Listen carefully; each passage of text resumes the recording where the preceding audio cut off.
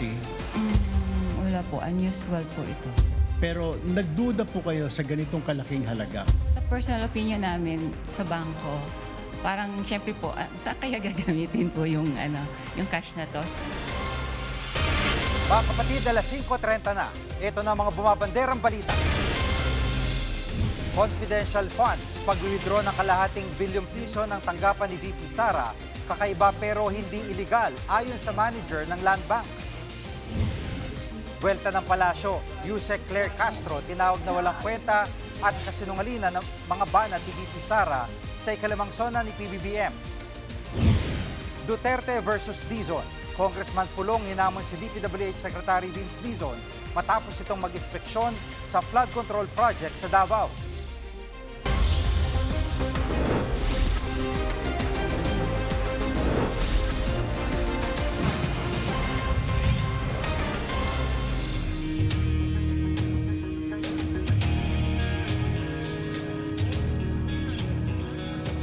Binusisi sa impeachment trial ni VP Sara ang pag-withdraw ng higit kalahating bilyong piso ng Office of the Vice President at DepEd.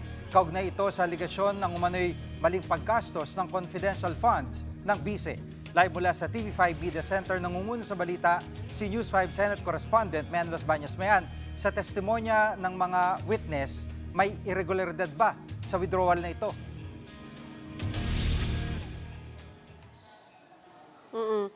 Jiggy, unusual o hindi nga raw pangkaraniwan yung laki ng cash withdrawal na isinagawa ng Office of the Vice President sa isang branch ng Land Bank na umabot sa kalahating bilyong piso. Yan ang sinabi ni Violeta Constantino. Siya yung witness na ipinatawag ng prosekusyon sa impeachment trial kanina. Retiradong manager siya ng Land Bank Shaw Boulevard branch at idinetali nga niya kung paano isinagawa yung withdrawal ng umabot sa kalahating bilyong piso. So paano ba nangyari yan?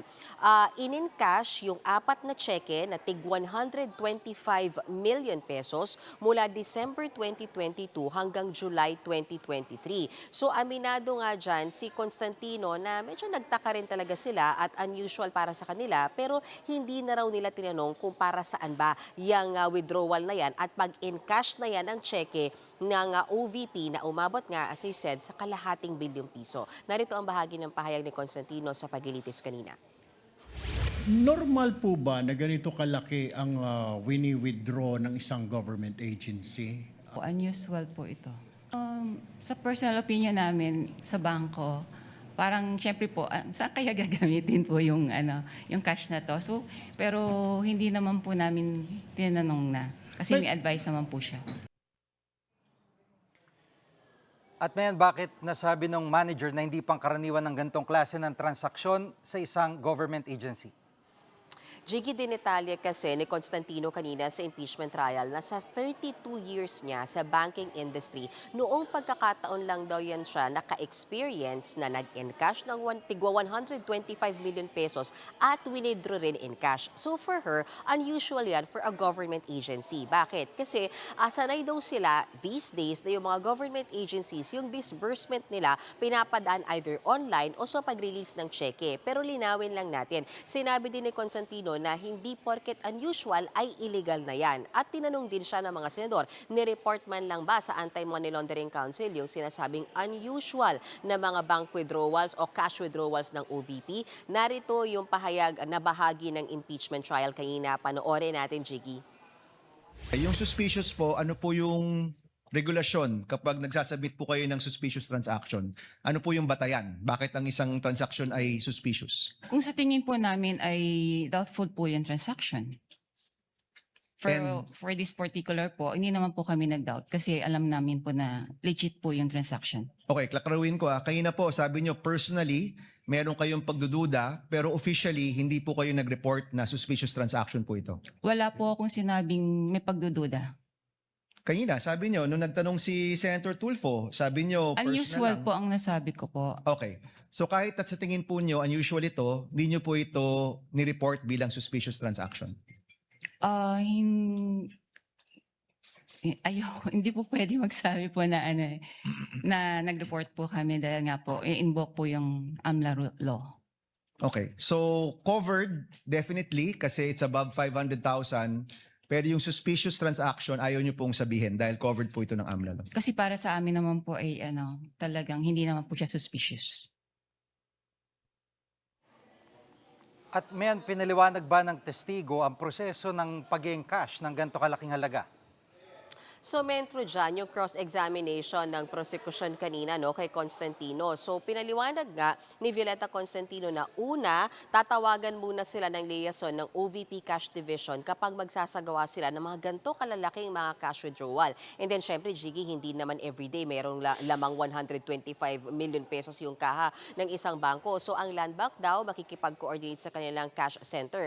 Once na nasa kanila na yung ganun kalaking halaga, ipapatawag na nila yung ilang opisyal ng OVP, particularly yung tinatawag na payee o sa kanya nakapangalan, itong Gina Acosta, and then yung isa pang taga-OVP na si Limuel Ortonio. And then, pupunta na sila doon sa may Land Bank Shaw Boulevard branch at saka kukunin yung pera. Pero ang paliwanag nga dyan ni Violeta Constantino, dinadala sila doon sa backroom ng bangko. Hindi yung usual na sa teller nilalabas dahil nga ganun kalaking halaga, tigo 125 million pesos. So, usually daw, nire-release yung pera ng nakapakete or in packs na tigo 1 million pesos. So, 125 packs daw yan ng tig 1 million pesos. At sa pagkakaalala daw ni Constantino ay nilalagay daw yung mga pera na yan sa 3 hanggang 4 na malalaking gym bags. Narito ang bahagi ng testimonya ni Constantino sa paglilitis kanina.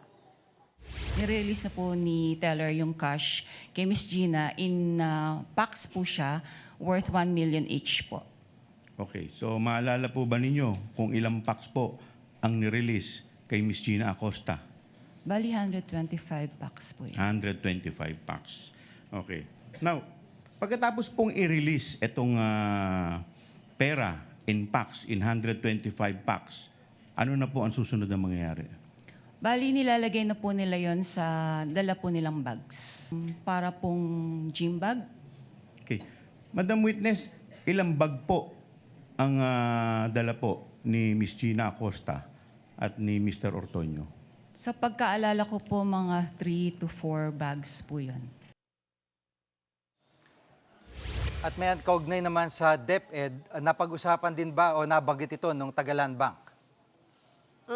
Nagharap din ang prosekusyon ng witness, dating manager naman ng Land Bank DepEd, itong si Ninita Campuzano, kung saan nagkaroon naman daw ng cash withdrawal sa pamamagitan pa rin ng pag-e-encash ng cheque na umabot ng mahigit 112 million pesos. Sa pamamagitan niya ng pag-encash ng 3 cheque na tigti 37.5 million pesos sa pangalan nga nitong ni Fajarda. At para kay Campuzano, hindi rin pangkaraniwan yung ganito kalalaking cash withdrawal at pag-i-encash ng cheque na 37.5 million pesos mula sa DepEd dahil during her time, sabi niya, sanay daw siya na yung mga transactions hindi umaabot ng 37.5 million pesos in cash. Usually daw, yung pinakamataas na ay 10 million pesos. Pero kahit pa unusual at hindi pangkaraniwan yan, sinabi naman ni Campuzano na hindi rin naman daw yan suspicious. Ibinahagi pa nga ni Campuzano na sa fire exit daw dumadaan itong si Fajarda tuwing nag-e-encash ng cheque na may halaga nga 37.5 million pesos. Narito yung bahagi nung kanyang testimonya. Panoorin natin, Jiggy. Kapag ka po natapos na po yung proseso namin ng pag-validate ng cheque at pag-approve, tatawagin na po namin si Mr. Fajarda sa backroom. So, doon po i-release na po yung cash withdrawal. Sa backroom, Madam Witness, sino-sino mga nando doon kung maalala po ninyo? Ang nahandun po ay ako, yung teller na magre-release ng pera, yung kahera po, si Mr. Fajarda, pagkatapos may isa pa po siyang kasama. I-release sa backroom yung pera. Yes, Okay, so pagkatapos pong i-release ng teller, ano na po ang susunod na mangyayari? Kung alam po ninyo. Ilalagay na po yun ni Mr. Fajarda sa dala niyang bag. And then, lalabas na po sila dun sa may fire exit, sa may back door po namin. So, ilang bag ang dala ni Mr. Fajarda, kung maalala po ninyo? Ang recall ko po ay 2 bag.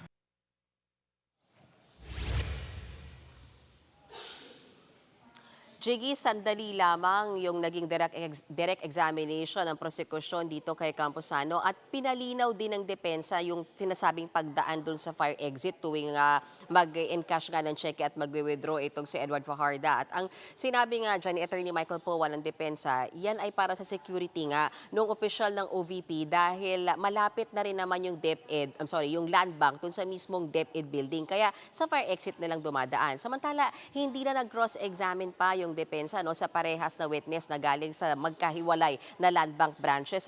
At kinumpirma din ng defense team na authentic yung mga cheque at na-encash at na-withdraw daw talaga ito. Samantala, Jiggy, magpapatuloy yung impeachment trial next Monday na August 3 pero humirit kasi yung ilang mga senador kanina kung pwedeng wag naman daw 10 a.m. kundi gawing 10:30 kasi medyo may mga nahuli yatang mga senador kanina at inabutan daw ng traffic. So iko-focus yan, pag-uusapan and then magre-release sila ng decision by Monday kung mag-iiba na ba ulit yung trial. But by Monday, 10 a.m. pa rin yan at Article 1 pa rin o tungkol pa rin sa di umano'y misuse o maling paggamit ng confidential funds yung impeachment trial. Yan muna ang latest para sa impeachment trial day 10. Jiggy, balik sa'yo.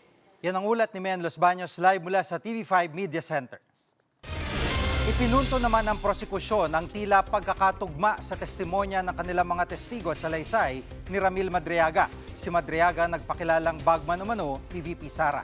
Live mula sa Senado nangunguna sa balita si News 5 House Correspondent Marian Enriquez. Marian, ano raw ang pagkakatugma sa testimonya ng mga testigo at payag ni Madriaga?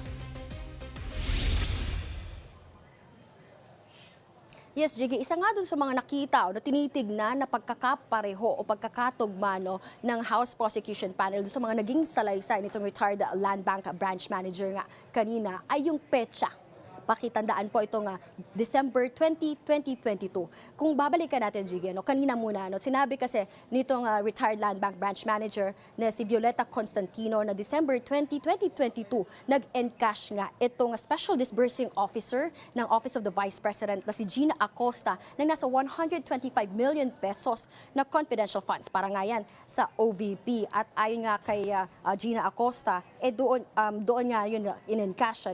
Particular na sinabi rin kanina, babalikan natin, Jiggy, na ayon sa prosekusyon, nagtutugma raw ito doon sa nauna nang salaysay ng nagpakilalang bagman ni VP Sara na si Ramil Madriaga. Babalikan natin, Jiggy, April 2026 this year, humarap itong si Madriaga doon sa impeachment hearing ng House Justice Committee at doon isiniwalat niya na inutusan daw siya ni VP Sara na ipamahagi itong 125 million pesos at nakalagay nga ito sa 4 na large bags or large dark bags at na-dispose daw ito in less than 24 hours o so hindi matatapos sa loob ng isang araw. Particularly doon sa San Pablo, Laguna, gayon din sa isang resto bar at sa Office of the Ombudsman. Ayon nga pa nga nun kay Madriaga, talaga naman daw nagkakahalaga ito ng 125 million pesos. Gid nga ng prosecution panel, na-establish ngayong araw na may nagko-corroborate kumbaga itong mga salaysay ni Madriaga noong justice hearing dito nga sa mga naging salaysay nito ni Violeta Constantino na nakalagay itong mga perang to sa mga bag. Pakinggan natin itong bahagi ng pahayag ng mga prosekusyon. Apparently, it was brought out of the bank.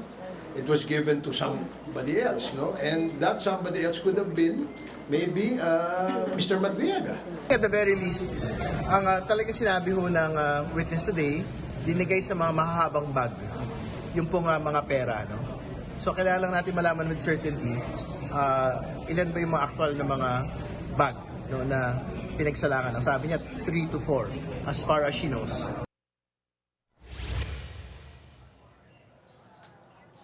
Jiggy, December 20, 2022 rin sa pahayag ni Ramil Madriaga, dun yung araw na ipinamahagi nga niya itong mga bag na naglalaman ng cash. At ayon nga doon sa prosekusyon, importante na nagtutugma yung mga pahayag ng testigo ngayong araw, gayon na rin yung kanilang naging testigo noon sa Justice Committee hearing. Pakinggan natin itong pahayag ng prosekusyon. Evidence should corroborate itself, ganun ang sa prosecution, without delving on the merits, pero dapat nagtutugma naman talaga lahat. Unusual is the perfect start for the prosecution pagdating sa confidential funds. Mahusay na simula ito, na sa simula't simula pa lang, ang mga bangko na pinaggalingan ng 612.5 million na cash ay unusual. I don't think this is a made-up story agreed by these three individuals, di ba? So it would definitely give credence and credibility to the testimony of Madriaga. At Marian, ihaharap ba nila si Madriaga bilang testigo?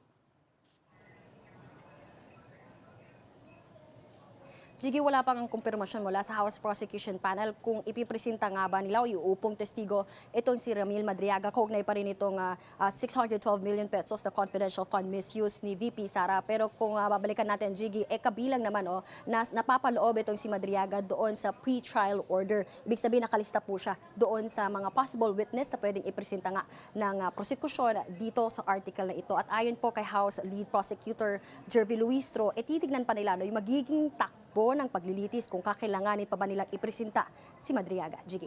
At Marian, sino pa ang ihaharap na testigo ng prosekusyon?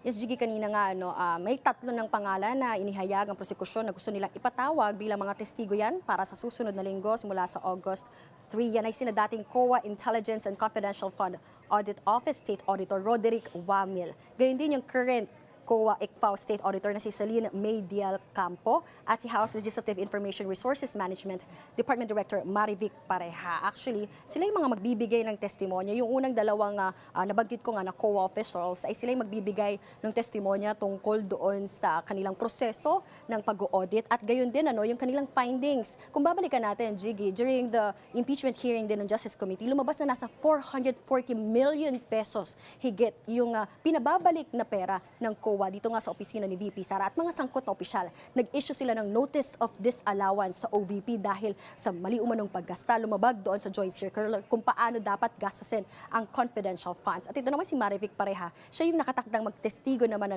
magpapa-authenticate ng mga dokumento at mga lumabas doon sa hearings ng Kamara. Yan muna ang latest. Balik sa'yo, Jiggy. Yan ang ulat ni Marian Enriquez live mula sa Senado. Susunod, Palasyo nagpatutsada kay VP Sara matapos itong maliitin ang SONA ni PBBM. At Congressman Duterte bumuelta sa pagsita ni Secretary Dizon sa flood control project sa Davao. Diyan lang kayo mga kapatid, dapat una sa lahat.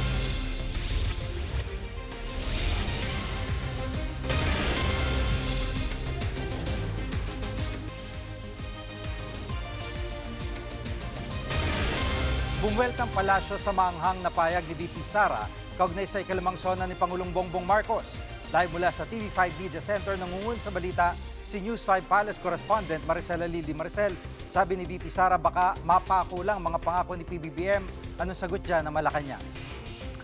Nako, Jiggy, kanina bumuelta na nga si Palace Press Officer Claire Castro dito sa mga banat ni Vice President Sara Duterte. Pero babalikan ko lang muna kung ano yung naging pahayag ni VP Sara doon sa kanyang panayam sa The Hague kahapon. Sinabi kasi ni Vice President Sara Duterte na waste of time o kumbaga pag-aaksaya lamang ng oras na panoorin yung State of the Nation Address o SONA ni PBBM. Kaya nga raw hindi niya na ito pinanood dahil yung mga pangako naman daw ng Pangulo patuloy na napapako. Hindi daw siya naniniwala na mapaparusahan ang pinsan netong si Pangulong Bongbong Marcos na si dating House Speaker Martin Romualdez. Ano na raw bang nangyari doon sa 20 pesos kada kilo ng bigas na ipinangako ng Pangulo? At isa doon sa pinaghihimutok ni Vice President Sara Duterte ay yun daw kanyang kondisyon o yung hiling niya kay Pangulong Bongbong Marcos nang pumayag siyang makatandem nito noong presidential elections. 2 bagay lamang daw ang hiniling sa kanya ni VP Sara. Yung isa doon, personal at may kinalaman daw sa kanyang mga anak pero hindi raw napagbigyan. Hindi na ito idinetalya ni VP Sara. Pakinggan natin yung bahagi ng kanyang panayam sa The Hague. Hindi ako nanood ng SONA like last year and wala akong planong basahin ang nilalaman ng SONA o kahit man ng summary dahil I truly believe it is a waste of time of the Filipino people. Pero Jiggy, ang banat naman dyan ng Malacanang mukhang mas pag-aaksaya ng panahon na patulan pa yung mga sinasabi ni Vice President Sara Duterte. Una daw sa lahat, ang sinabi ni Undersecretary Claire Castro, yung personal na hiling na ito ni Vice President Sara Duterte, ang tanong niya, gaano ba kalaki ang magagastos dito ng pamahalaan? Nang tanungin pa si Yuse Castro, ano ba yung tinutukoy dito na kondisyon? Nabanggit nga niya na yung hiling ito na magamit ng Vice Presidente, yung presidential chopper araw-araw para daw makauwi sa kanyang bahay at makasama yung kanyang mga anak. Pero syempre, malaking pondo raw ang kaakibat dito. Kailangan din daw sigurong alamin ng Vice Presidente kung ano-ano na nga ba yung mga ginagawa ng administrasyon dahil available naman daw ang Kadiwa Store kahit nasaan dito sa ating bansa. Kung saan pwede rin daw mabili yung 20 pesos na bigas na tinatanong nitong si Vice President Sara Duterte. Narito yung bahagi ng pahayag ni Undersecretary Claire Castro. Parang ito po yung waste of time. Sagutin, nandiyan ang 20 pesos kada kilo na bigas at yung patungkol sa kanyang hiling, kayo na po ang mag-compute. Kung ito ay napatupad, kung magkano magiging gastos ng gobyerno. Kung ito mang kanyang hiling ay ipinatupad ng Pangulo. At Maricel, tinawag ding diktador ni VP Sara si PBBM at duda raw siya magkakaroon ng 2028 elections. Anong sagot dyan ng Malacanang? Oo, Jiggy, yan nga yung parang kinwestiyon ni Vice President Sara Duterte sa The Hague. Kasi ang sinasabi niya, naku, hindi pa nga natin sigurado kung magkakaroon talaga ng 2028 presidential elections. Mukhang yan pa daw yung ating aantabayanan kung mapupush through o hindi. Ang sinasabi nga niya kasi, diktador naman daw ang Administrasyong Marcos. Balikan muna natin yung sinabi ni VP Sara. We do not know if we still have a country by 2028. And at the rate that this dictatorship is going, we do not even know if there will be elections on 2028. Pero Jiggy, ang tugon dyan ni Undersecretary Claire Castro, malinaw yung probisyon na nakasaad sa konstitusyon. So ito yung mga bagay na hindi na talaga dapat pinapatulan. Narito yung sinabi ni Yuse Castro. Na-mention din kasi ni VP Sara doon sa interview sa The Hague na the administration is a dictator and that she's not even sure if we will have an election in 2028. Alam naman po natin ang konstitusyon. So, again, it's a waste of time to make a response on that statement. Next question. Yan muna ang latest. Balik sa iyo, Jiggy. Yan ang ulat ni Maricel Alili live mula sa TV5 Media Center. Gustong paimbisigan ni DPWH Secretary Vince Dizon ang mga flood control projects sa Davao City. Kasunod yan ng matinding pagbaha sa lungsod noong isang linggo. Live mula sa Davao City, namumuna sa balita si News 5 Mindanao correspondent Bril Montalvo. Bril, ano ba nakita ni Secretary Dizon sa kanyang inspeksyon dyan sa Davao? Jiggy, dismayado si Public Works Secretary Vince Dizon sa pag-inspeksyon niya sa mga flood control project dito sa Davao City. Natuklasan niya na mahigit isang dekada nang walang dredging o paghuhukay sa ilalim ng Talomo River sa lungsod. Iniwan din daw na nakatiwangwang isa pang proyekto sa lugar. Ayon kay Dizon, ilan lang yan sa dahilan kaya umapaw ang ilog at nagkakaroon ng matinding pagbaha sa lungsod noong nakaraang linggo. Tila napunta raw sa walaang bilyong-bilyong pisong pondo para sa mga proyekto. Nitong Biyernes, Jiggy, libo-libong residente ang inilikas dahil sa matinding pagbaha dulot ng malakas na ulan sa bukid. Isa ang nasawi matapos anurin ng rumaragasang tubig. Kaya naman gustong paimbestigahan ni Dizon ang mga proyekto. Narito ang pahayag ni Secretary Dizon. Since 2019, wala nangyari dito. Hindi in-address. Kaya gagawa ko nagalit dito sa DE natin, kahit na bago siya, na talagang nagalit ako kasi meron na palang pagpapataas nung dike doon, mga mas mataas ng 2 metro. Pero naputol. Hindi tinuloy-tuloy. So ang tanong ko, bakit? Hindi daw nila alam. Obviously, fault ng DPWH yun. Fault ng mga leadership, di ba? Both national and local. At Bril, ano ang solusyon ng DPWH sa problema sa baha sa Davao? Jiggy, inatasan na niya ang District Engineering Office na agad simulan ang pagpapataas ng dike sa pamamagitan ng emergency procurement. Posibleng simulan na ang proyekto ngayong Huwebes o Biyernes. Tinatayang aabot sa 100 milyong piso ang kailangan para rito. Kasabay nito, sisimulan din ng DPWH ang dredging operations mula sa bungangan ng ilog. Pinag-aaralan na rin ng ahensya ang pagtatayo ng mga dam o detention basin sa kabundukan para mapigilan ang pagbaha. Jiggy. At may payag na ba mga Duterte kaugnay sa payag naman ni Secretary Dizon sa usaping ito? Jiggy, sa isang ang pahayag, sinabi ni Davao City Representative Paulo Duterte na nakakagalit na nakararanas na naman ng pagbaha ang mga residente 7 taon mula nang naminsala ang pagbaha noong 2019. Nakakagalit din daw na may isusumiting flood control master plan ang lungsod sa national government noon pang taong 2023 pero hindi pa ito inaksyonan. Hamon ni Congressman Duterte kay Secretary Dizon, buksan ang mga libro, pangalanan ang mga dapat pangalanan at magsagawa at magsampa ng mga kaso. Hindi raw dapat puro pa-preskon lang tuwing may pagbaha kundi agarang aksyon. Dagdag pa ni Congressman Duterte, deserve ng mga taga Davao ng agarang pagpapatupad ng flood control plan na matagal na raw dapat na simula. Dapat na rin daw itigil ang pagtuturuan kung sino ang may kasalanan. Yan muna ang latest. Balik sa iyo, Jiggy. Yan ang ulat ni Bril Montalvo live mula sa Davao City. Susunod, mga residente ng Capas, Tarlac may hinaing sa itatayong Pac Silica Hub sa kanilang lugar. Huwag kayong bibitiw, dapat una sa lahat.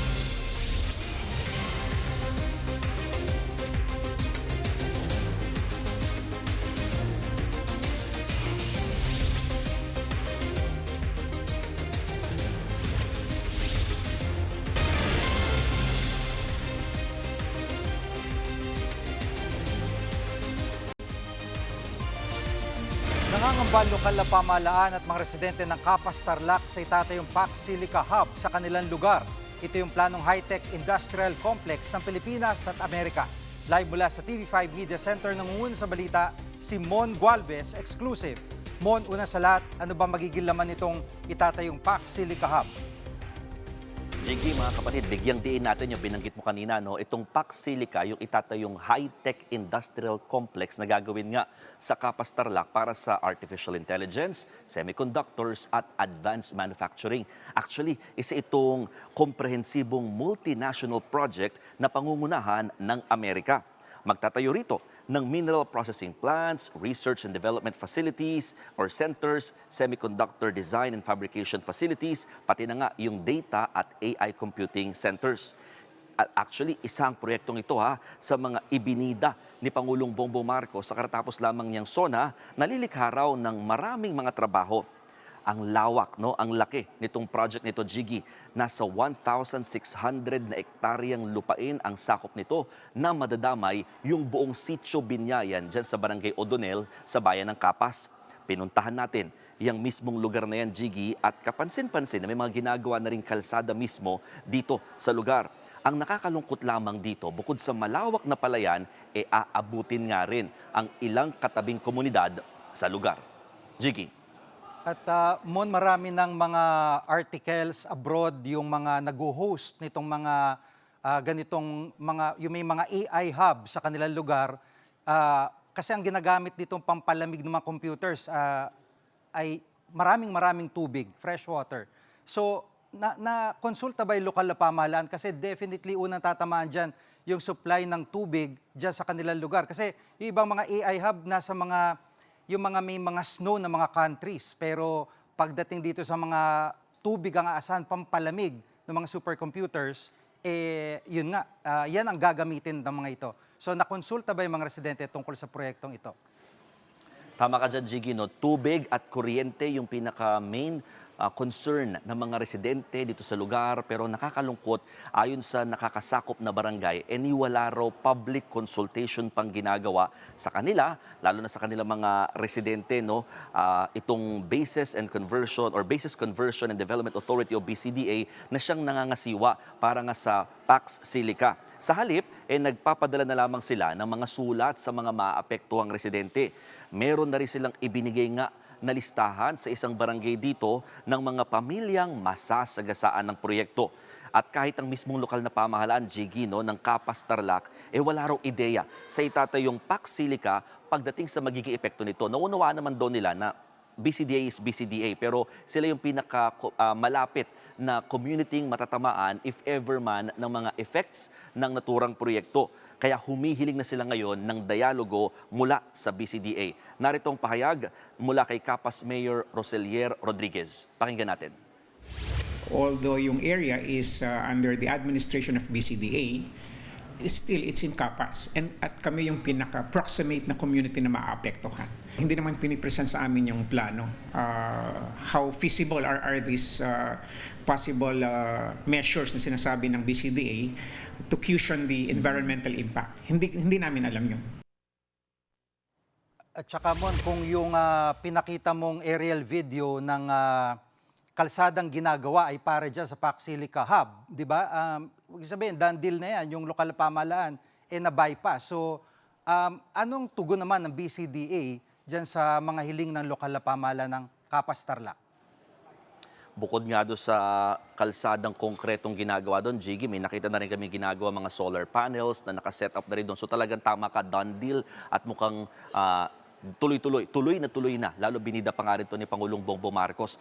Sa ngayon, sinusubukan nating makuha ang panig ng BCDA on the recent na mga statements ng LGU, ng barangay at ng mga apektadong residente para nga malaman natin yung paliwanag ng BCDA tungkol dito. Pero sa huling panayam ng programang Ted Filon, DJ Chacha ng True FM, kay BCDA CEO and President Joshua Bingkang, nilinaw niyang ang New Clark City ay itinayo bilang isang special economic zone. Nakalaan nga ito para maging isang industrial development area. Siniguro ng BCDA na magkakaroon daw ng sariling power at water supply itong Pax Silica. Kaya hindi raw maapektuhan yung mga local communities na nasa paligid nito. No? Nakahanda rin daw sila para sa maayos na pag-handle naman ng toxic waste na isa rin sa malaking concern ng LGU. At sakali man daw na may maapektuhang mga magbubukid, ay handa rin daw silang tumulong o magbigay ng suporta. Pakinggan natin yung pahayag mula kay Engineer Joshua Bingkang, ang President at CEO ngayon ng BCDA.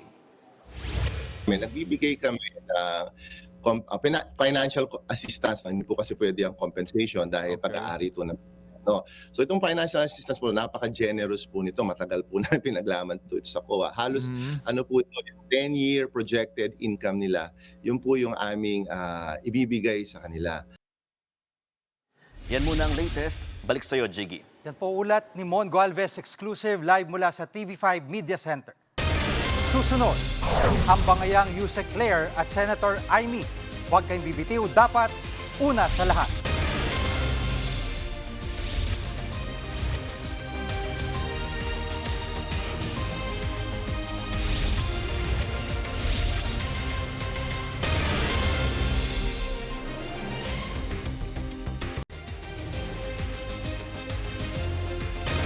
Inireklamo si Senator Judge Pia Cayetano sa Senate Ethics Committee kaugnay sa pinost niyang spliced video ng impeachment trial. Ayon sa complainants, lumabag si Cayetano sa impeachment rules. Sa ilalim nito, bawal magkomento o magbigay ng opinyon ang Senator Judge kaugnay sa merito ng kaso. Dapat din daw impartial o patas sa mga hukom. Noong July 24, pinost si Cayetano sa kanyang Facebook page ang spliced o kinatay na video. Pinalabas sa clip na hindi nakasagot si House Prosecutor Chel Jokno sa tanong ukol sa bank record si VP Sara. Nauna nang pumalag si Jokno sa pagpo-post ng video. Wala pang payag ang kampo ng senadora kaugnay ng ethics complaint.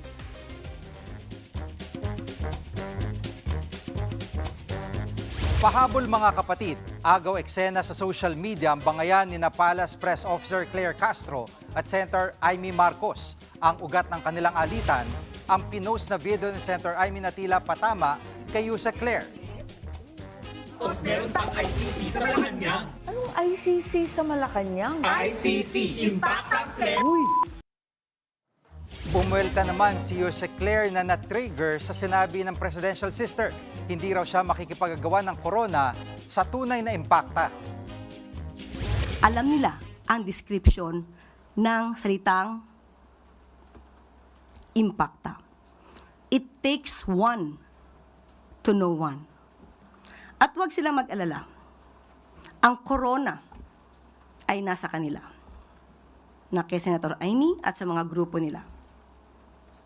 At hindi natin kayang agawin ito mula sa kanila. Kami ang inyong mga kapatid sa Balitan at Public Service, dapat una sa lahat. Abangan niyo ulit kami bukas dito sa TV5, 1PH, RPTV, True TV at 105.9 True FM.